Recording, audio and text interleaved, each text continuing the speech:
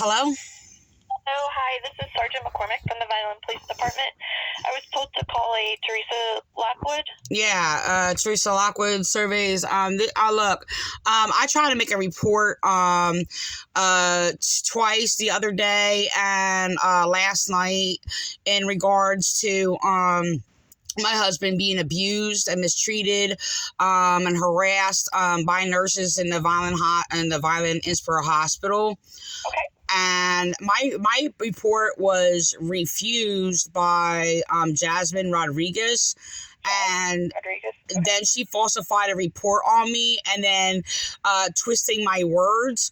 And I'm basically being attacked by racists, okay? And I have been attacked by a number of racists. I was manipulated last night also by Perez, who has falsified reports on me, making up lies that they're doing an investigation for my complaints that I made, and sitting there they pretended they were giving me a list of these government numbers. They basically put in there the number to call Santa Claus, like this Santa Claus hotline or something. Perez is an atheist who basically has discriminated against me before for being religious, not related to any of these churches. They are irreligious. And the thing is, I'm trying to sit there and make a complaint against nurses abusing, harassing my husband, and even telling him things that aren't true, and sitting there when my husband wanted to talk to me, sat there and lied, and I heard him say he wanted to talk to me, and the nurse lied and sat there and said he doesn't want to talk to you, okay? And the thing is, they're sitting there obstructing justice and falsifying information, excuse me, sit there because my husband was attacked and a false report was made by Vineland Police to remove my husband to cover up the hate crimes committed against me by the Vineland, New Jersey Police Department and the slanderous records they made, and a forged document, false evaluation made against me to slander me, because I basically stated a historical fact that basically against racists who were basically discriminating against me, including the white misogynistic officers who have been refusing my rights all these years because I'm a woman. Okay, so I'm really sick of this. They're refusing me to make reports to abuses to my husband and harassment by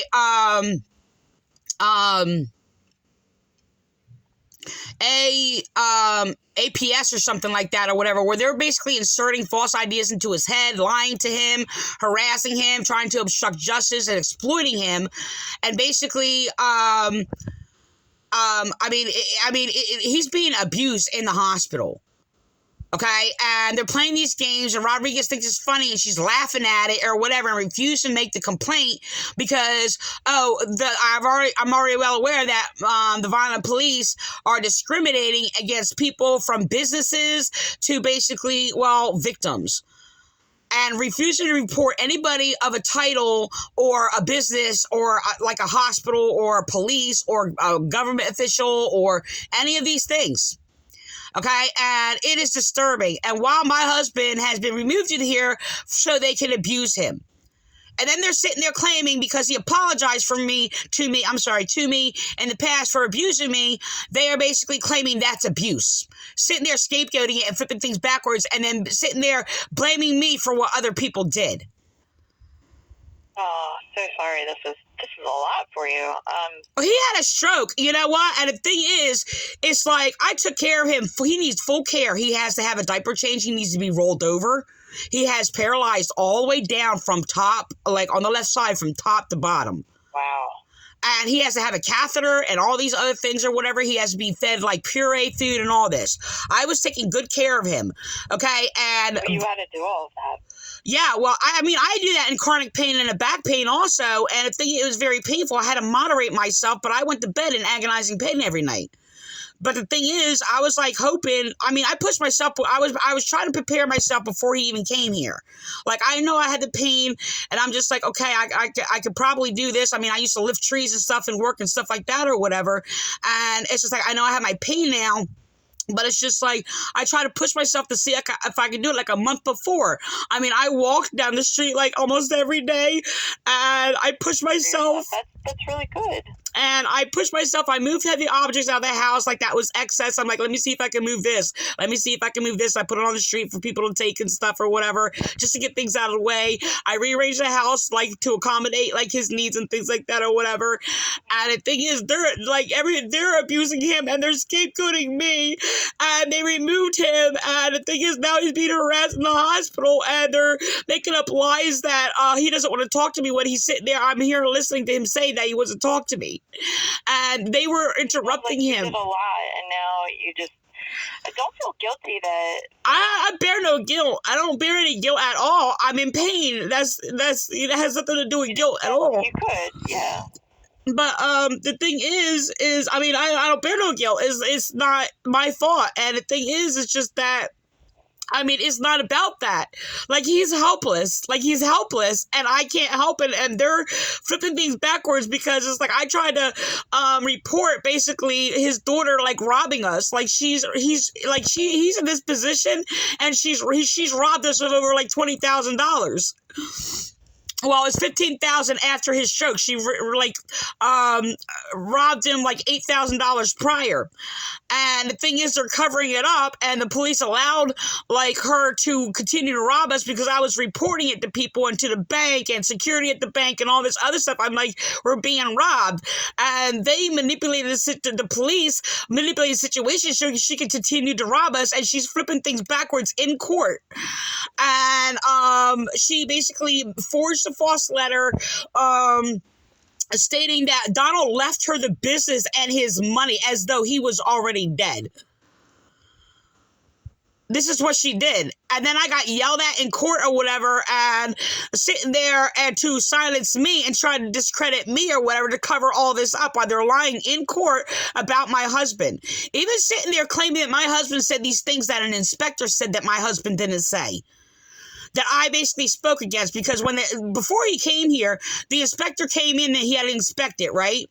And then make sure everything can be accommodated for the wheelchair and the hospital bed and all that to be put in here, right? So he basically said, oh, well, the wheelchair can't fit down the hallway. And he would, huh? I'm sorry. Hold on for 1 second. Thank you.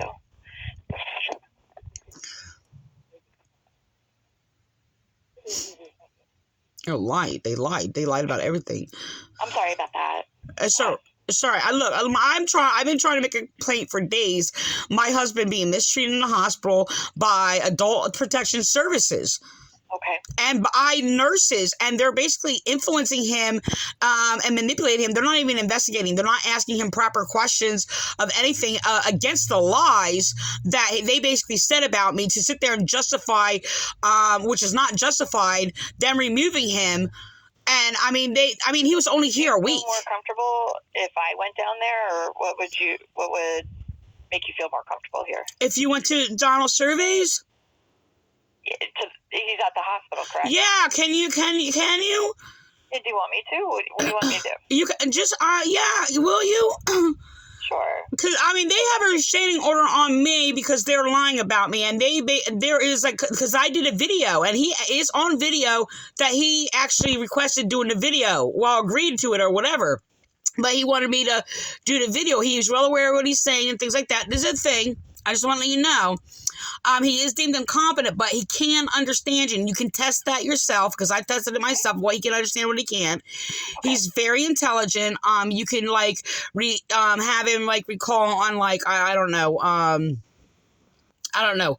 Like complex things to remember, like his business and all this other stuff or whatever. So you can do things to confirm that he can understand you, but he is only, the thing is the right side the right side controls the left side. When I come back to the station, I'll call you and let you know that he's okay. But this is the thing. They're manipulating things and making up lies and put it in these reports that I'm only allowed to speak to him for 15 minutes. This is a lie. Please check the court order, not the lawyer's claims, the court order. There is no court order that we only allowed to speak for 15 minutes. This is a lie.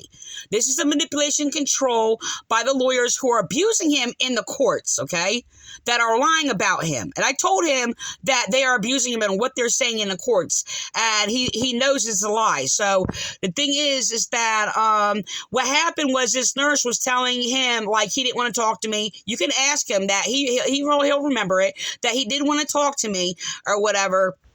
And he's not going to say that. So the thing is that they're telling him things like he told me that they told him that I have bad intentions and all this other stuff. He knows that's not true. He knows that I'm a good person. He knows that I'm religious and righteous or whatever, and I would never even do him wrong. You can ask him. And if I told them, even Adult Protection Service, I said, ask him if he thinks that I can hurt him or I did hurt him or anything like that or whatever. Donald only trusts me, and you can ask him about that. But they're refusing to ask him these questions that basically is what he wants. He wants to come home, and they're lying about it, and they're doing all kinds of stuff or whatever. But the thing is this, that, look, don't, not listen to him, because he might do something, may appear to be...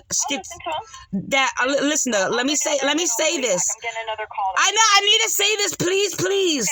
Okay, it may appear to be like schizophrenic, but it's not. It's only because he is common in stroke victims, okay?